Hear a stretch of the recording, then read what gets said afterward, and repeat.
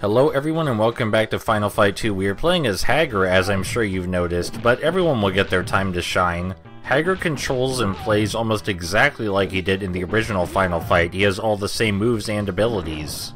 The differences between him and the other characters that you are most likely to notice are that he's slower, he's capable of moving after he grapples an enemy and throwing them wherever he feels like it, and his combo only has 3 hits in it. If you start playing as him immediately after Carlos or Maki, you might have trouble adjusting because his slowness does make combat a lot more difficult. I believe I said during my Let's Play of the original Final Fight that speed and agility are the most important things in Final Fight, and that doesn't change much for Final Fight 2. And just like the original Final Fight, if you can get the enemies to run into Hager's fist, then that's a lot more convenient, because maneuvering around them is not easy. Being able to move around with the enemies you grapple does make things a little better. Just a little. You can use the invincibility frames while throwing them to your advantage. A particularly difficult enemy type for Hager are Robert and I think his name is Leon, the guys that jump towards you from off screen. You can still avoid them by wiggling up and down, but they do move a lot faster than you do. They move a lot faster than Carlos too. The only real way to avoid getting surprised by them, though, is to either wiggle up and down constantly or memorize the locations where they spawn. Because as you've seen a couple of times, they do fly from off-screen, where you can't see them. Say hello to Andore. Andore works almost exactly like he does in the original Final Fight. He even looks pretty much the same.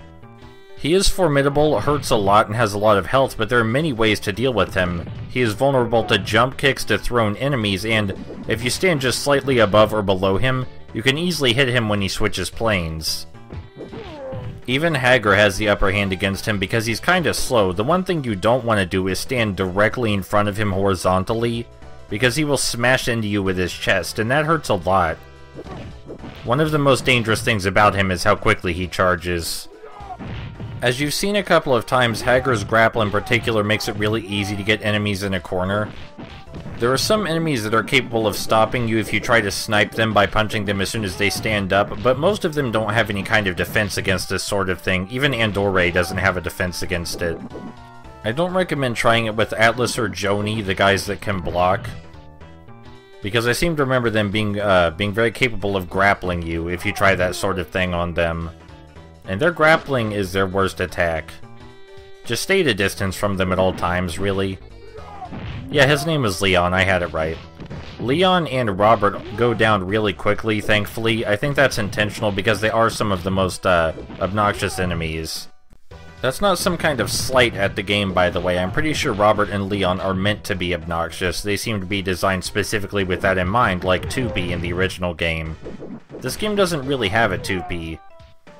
There is an enemy named Elias that tries to run behind you as soon as he appears, but he doesn't squirm around nearly as much as 2P. Hey Elias, how you doing? I was just talking about you.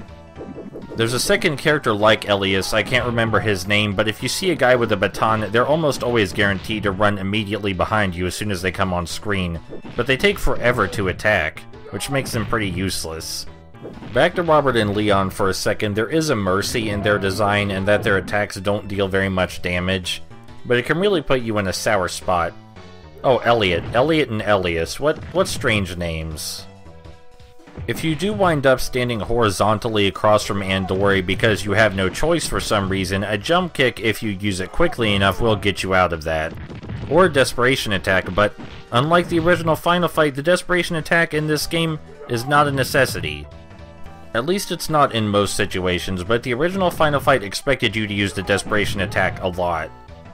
I believe that's also something I said in my original Final Fight Let's Play. When there's another enemy alongside Andore, I'm really nervous about attacking Andore directly, and I tend to throw enemies into him instead. I mean, there's no harm in saving Andore for last.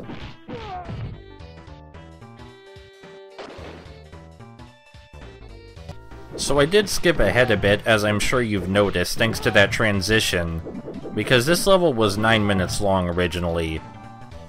And a lot of it is fighting the same enemies. Here's Freddie. Freddie is the next boss, and Freddie is basically just Andore, but stronger. That's really all he is. He even does the same chest charge. And just like Andore, after he knocks you down with his chest charge, he's likely to jump in the air and try and land on you. I don't think he lands on you with his butt, but he's basically the same enemy type. So I recommend tackling him in a similar fashion, which means don't stay horizontally next to him.